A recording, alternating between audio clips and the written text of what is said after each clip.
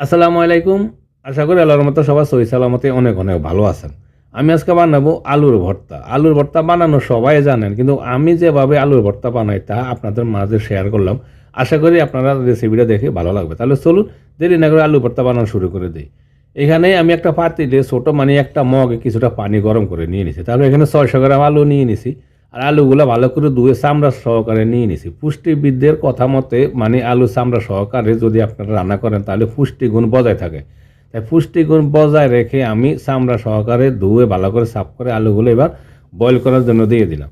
আর আলুগুলো বয়েল হওয়া পর্যন্ত আমি ঢাকনা লাগিয়ে জাল করতে থাকবো যতক্ষণ পর্যন্ত না বয়েল হবে।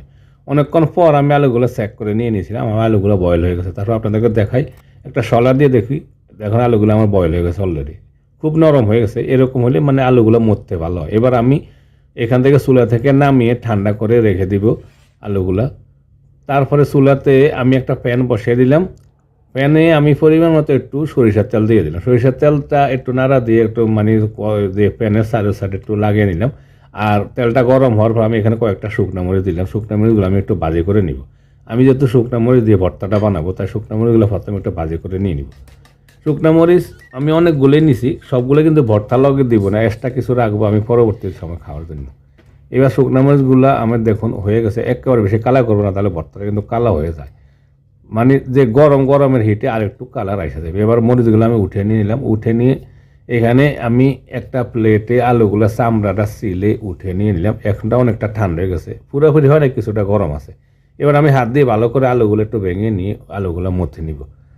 আলুগুলো আমি একটু মধ্যে নিয়ে এক সাইডে রেখে দিয়ে দিব। এক সাইডে রেখে দিয়ে অন্য একটা আমি বোল নিয়ে নিলাম।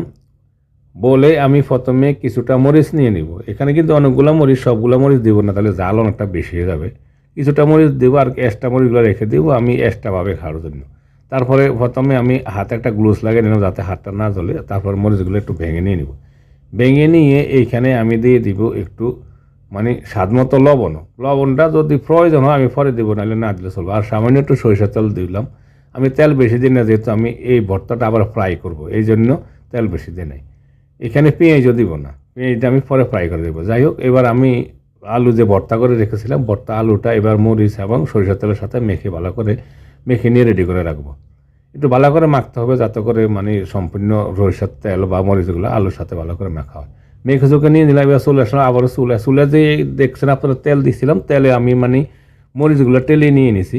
ওই তেলে আমি দিয়ে দিলাম এখানে বড় সাইজের একটা পেঁয়াজ আর 5-6 কোষ হবে রসুন কুচি। পেঁয়াজ আর রসুনগুলো আমি তেলে বাদামি কালার করে নিয়ে নিব। আমি মানে এই সিস্টেমে আমি ভর্তাটা করেছি, এভাবে অনেক মজার হয়। আপনারা চাইলে পেঁয়াজটা কাঁচাও দিতে পারেন, কিন্তু কাঁচা চেয়ে এইভাবে যদি একটু ফ্রাই করে দেন অনেক মজা হয়। পেঁয়াজ আর মরিচগুলো আমি একটু বাদামি কালার করে নিয়ে নিলাম। দেখুন একটু বাদামি কালার হয়ে গেছে। এবার আমি দিয়ে দিব সামান্য একটু লবণের সেটা, যেহেতু আলুর ভর্তার সাথে আমি লবণ দিয়েছি, পেঁয়াজের সাথে লবণ নাই, তাই একটু লবণ দিয়ে দিলাম পেঁয়াজের সাথে সামান্য একটু। এবার আমি দিয়ে দিব মাখানো যে ভর্তা। মাখানো ভর্তাগুলো দিয়ে আমি পেঁয়াজের সাথে ভালো করে একটু নাড়াচাড়া দিয়ে ফ্রাই করে নিব প্রায় 3-4 মিনিটের মতন। আমি যদি এখানে তাড়াতাড়ি দেখাচ্ছি, কিন্তু আমি 3-4 মিনিট মিডিয়াম হিটে রেখে ফ্রাই করে নিয়েছি। মিডিয়াম থেকে চুলার হিটটা কমে দিই যাতে নিচে পোড়া লেগে না যায়। এবার ভালো করে নাড়াচাড়া দিয়ে আমি আলু ভর্তাগুলো ফ্রাই করে নিলাম।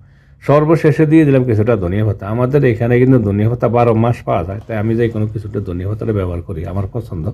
আপনারা এটা না থাকলে স্কিপ করতে পারেন, কোনো সমস্যা নেই।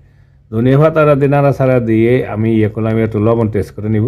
লবণটা আমার ঠিক আছে, লবণ দেওয়ার প্রয়োজন নয়। আমি রেডি করে নিলাম, ভর্তাটা হয়ে গেছে। এই ভর্তার সাথে যদি একটু পাতলা ডাল থাকে তাহলে অনেক মজা হবে খাইতে। আপনারা যেভাবে ভর্তা বানান আর আমি কীভাবে বানাইছি, আশা করি এই রেসিপি দেখে আপনাদের ভালো লাগবে। রেসিপিটা আশা করি আপনাদের পছন্দ হবে। এবার দেখুন আমি লাস্ট লুকটা দেখুন, আমি একটা প্লেটে উঠে নিলাম। আর যে এক্সট্রা মরিচগুলো ফ্রাই করে রাখছি, মরিচগুলো আমি উপরে দিয়ে দিলাম। আমি মরিচগুলো ভর্তার সাথে খাইব। সাথে থেকে পুরো রেসিপিটা দেখার জন্য সবাইকে অনেক অনেক ধন্যবাদ। আল্লাহ হাফিজ।